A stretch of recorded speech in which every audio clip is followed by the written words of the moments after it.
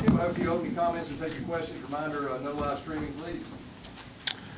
Well, first I'd like to we had a great turnout for the dog walk. It was an incredible atmosphere for recruiting, for our players, for our program to have all those people covered around. I always appreciate that because sometimes you take it for granted. I was proud of the way the players came out and fought. We knew that was really good defensive football team. They are physical players. They are fast, and they don't miss time. We talked about it a long time ago. I know the coaching staff. We called them last year at Tennessee, and I just think Coach Satterfield and the staff did a tremendous job. Hats off to our guys. Adversity game, and they responded well. Nobody panicked. Guys went out and played hard. That our kicking units, and I can't give the credit to the coverage or the special teams. It's just the specialty players, the kickers. Those guys did a tremendous job. When you think about what Cam did, flipping the field, I thought that was one of the biggest plays in the game when he flipped the field down there. I also thought the same thing about Rod, kicking the ball out of the end zone, making the field goals. They did what they were asked to do, and they were the difference in the first half, creating momentum.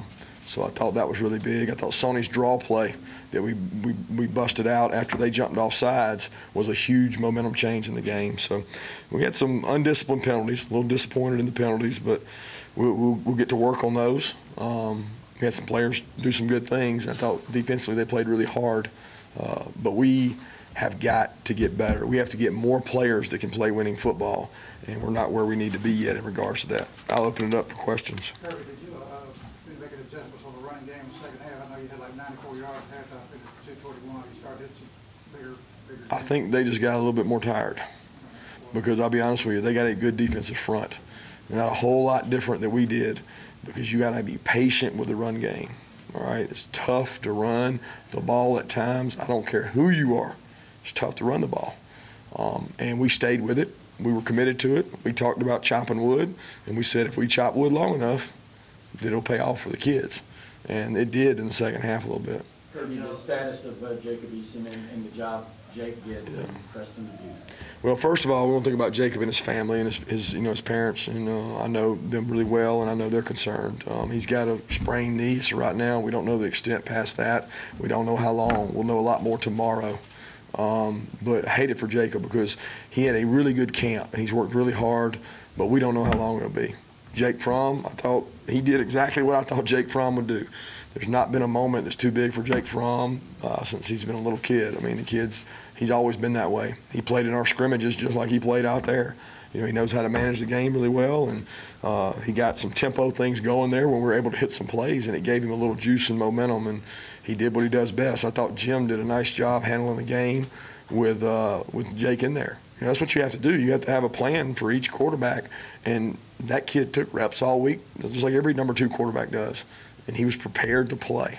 And we use that as a teaching example for every guy in the room because we got other guys we put in later in the game as 2s. And they didn't perform to the level they were supposed to. Fromm was ready, and that was a credit to his preparation and the coaching staffs. Coach Aaron Davis kind of came out early and really come back, and what is he dealing with? He's got a little twinge, I think, in his hamstring. It's been bothering him, and it's been tough all week, to be honest with you. It's been a frustrating week in the secondary because had a lot of guys dinged up, and Aaron was one of those guys. He tried to go. We think he'll be well in the near future. What does that say about the comfort level in Jake that you guys are willing to go up-tempo with him? Yeah, I mean, Jake does that well. He did it all through high school. We were going up-tempo with Jacob. We just couldn't get it going. We had a couple series there where we weren't able to get it going. We would have done the same thing with him. It wasn't like it was a Jake Fromm plan. It just so happened that he got a couple plays going and then was able to kind of capitalize on that momentum. But he did a nice job managing it. And, you know, he made some mistakes too. And some things that could have been costly that he got away with. So I think sometimes you look at the result instead of the decision, and we're looking at the decision, not the result. Kirby, how did the secondary do you think without Parrish, and then once you see this one? We made some mistakes. I thought they played really hard, and they played really physical. But we've got a lot of improving to do in that area, and we have to get more players that can play. We can't make it through the year with 4 and 5 DBs. We got to have 7 and 8, and that's just not where we are right now. Mentioned the job that Cam did. Is that something y'all been seeing from him all through the season? Absolutely. He's been punting it really good and been really proud of him. And I'm gonna be honest, that one fell in our lap. I mean, he just called and said, "I want to come," and didn't know much about him. And I think Shane Beamer did a great job, and he was a weapon today. That's for sure. Now the coverage unit was really good too. Kirby, what ways has Javon Manzo used his physicality to become a better receiver? How has he become a better receiver from like last year? Well, yeah, that and his physicality, being that he's a big receiver and all that. Well, I think he's got to improve his physicality. I tell him that all the time. His physicality means going to blocking and smacking somebody. But now, as far as a physical presence, he's hard to cover.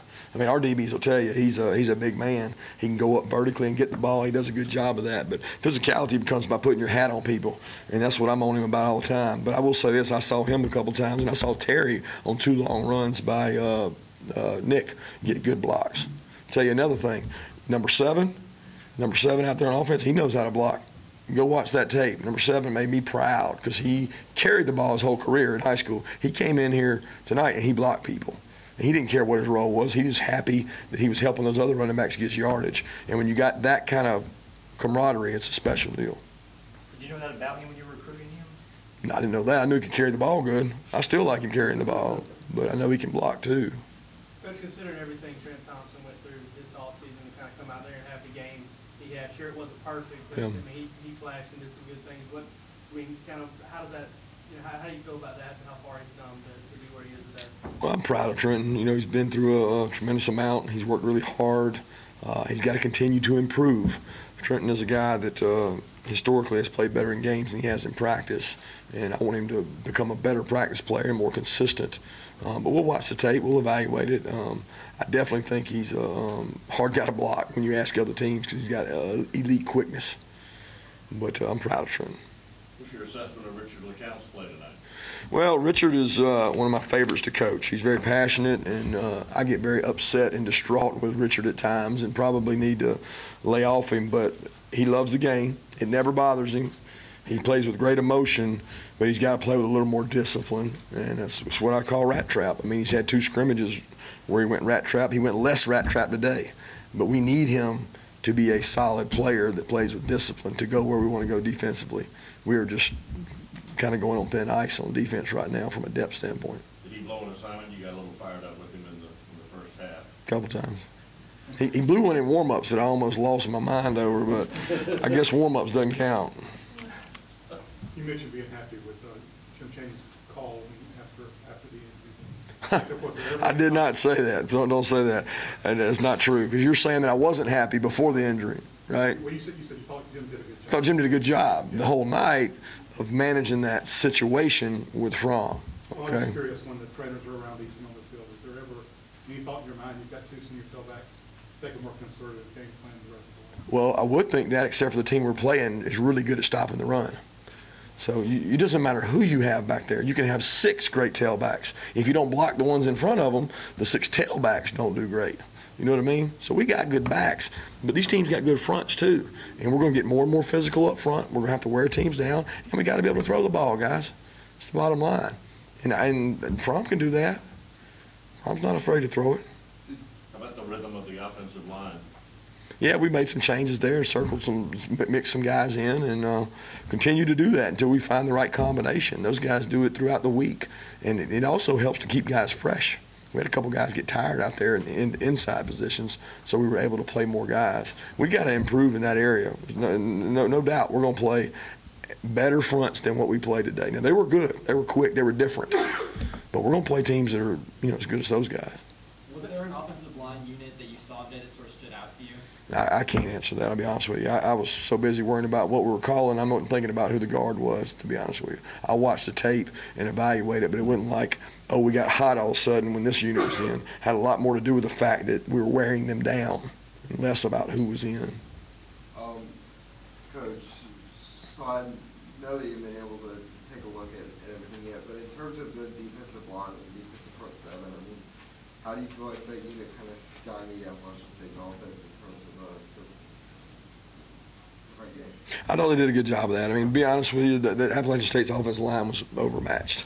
I mean, we had bigger players than they did up front. That's not the best thing they do. So we'll play a lot better offensive lines than that one, but I'll give App State credit. They got a great quarterback, got a great system, and they got a really good defensive unit. Okay, but our defense should dominate those guys. They did that. Now it's on Notre Dame, who's going to have bigger, more physical offensive linemen, and we got to continue to do that, and we got to get better up front. I felt like we played a lot of players, on defense, which I think helps a little bit the overall feeling in the room. I get to play, I have more value, but it also keeps guys fresh. Coach, has Solomon, is he dealing with anything, or is it just more indicative of Kendall and Dyshawn's play at guard and practice? Yeah, Solomon's been dealing with an ankle for a while, and it's been bothering him. It's not been, he hasn't been out of practice. He just hasn't been 100%, and he really struggled to press on that thing this week. And we talked about playing him. He probably could have played, but we didn't know if he'd play his best. And then they got to the point in the game where we didn't feel like it was worth risking injuring it further and get him some recovery and get him rest. But he's been battling an ankle injury that we hope gets well soon. Kirby, the fan base and media has probably been talking about Notre Dame a lot in the offseason. Now you guys can focus on that. What do you think of that challenge? Well, I think it's a great challenge. I think, first of all, it's an awesome opportunity for our fan base to get to go to a place that no Georgia player, as far as I know, has ever played. So it's a really cool deal to be able to go play in a game like this, especially in a place like that. So I know our players will be excited. It'll be a great atmosphere. I know the job that Coach Kelly and his staff do, they're tremendous. I'm looking forward to it. I mean, I know they got a really good football team. They got a really good program. So I'm glad we finally get to look to it, because I was never looking past App State because I knew what kind of unit they had. You talked about how tough their run defense was, but you had against a couple loaded boxes. You guys went power football inside the 10 and were able to kind of punch it in. I mean, is that what you want to see? Is that kind of give you guys a little momentum in that area? Well, I think it helps, but I mean, it's frustrating because it was not easy to run the ball. It's tough to run the ball in this league, especially when you got a defensive unit like they do. They play really sound football, make it hard. But I was proud of those guys competing. It looks like we did pretty good in the red area. We had to kick a couple field goals that you wouldn't like to do, but at least we scored when we had the opportunity. Kirby, logistically, where did Jacob go? Did he go to the hospital? Is he here? I really would rather not disclose that, to be honest with you, just for the kid. I want him to be able to be with his family, be with them, and not have to talk about where he went or where he's at right now. Did you communicate with him, though? Yeah, I mean, he's coming off the field, talk to him. Are you, as far as quarterbacks going forward, can you prepare for Jacob being able to go to Notre Dame at all, or do you even know at this moment? Yeah, right now that's not the biggest concern. And Jacob's health is the number one concern. I'm not thinking about who's going to Notre Dame, whether he's going to Notre Dame. That'll be y'all's talk all week. The only thing I'm worried about is our team and where they are mentally, and also Jacob and his family. That's the number one concern. It's not who's traveling to Notre Dame or any of that. It's not important. The offense moving the way it did after Jake went in, how much of that was Jake? How much of it was just kind of you get a first down, tempo's on? Yeah, I think that's a lot of it. I mean, give the kid credit. He did a good job, but we never got a rhythm going. We never got to go. It wasn't like we're going tempo with Jake Fromm and not with Jacob. We just couldn't get it going early, which sometimes is tough against a really good defense to get it going early. And then once we got it going, I told him, I said, once we hit one, we're going to be able to go and get the cumulative effect and wear them down. And we got a little tempo going, and it juiced it up. A lot of freshmen, you're trying to obviously build depth. When did you know that you would be doing that? I mean, a couple weeks ago? You mean playing them like when? Like late in the game, or you're talking about early in the game? Even late in the game. Well, we knew we would be playing them when we put them on the two deep. There's a lot of guys on the two deep in special teams, so we had a big meeting before the game to decide who we would play, who we wouldn't play. If the situation arose that we had a chance to get a lead, we wanted to be prepared to play the right guys, the guys we thought were going to have value on the year. Look, we're still not where we need to be depth-wise. So that's why we had to get the Trey Blunts, the Walter Grants, the William Pools, the Amir Speeds. We got to get those guys on the field and play. Those guys some of those guys aren't ready to play, but they had to go play because we don't have enough guys at the positions they play. Last question. You throw a couple of passes there late with Bryce and get picked off, Yeah. and you might have had a shutout otherwise. Your thoughts on throwing in that situation, just trying to get Bryce ready, I assume, for... Bryce is number 2. Yeah. So, I mean, if Bryce goes up and we have to play him in the next game, I sure want him to be prepared to throw. And it's the deal where he probably didn't take as many reps this week as another guy, but all of a sudden he became the 2, and he is the 2 right now. So, thank you, guys.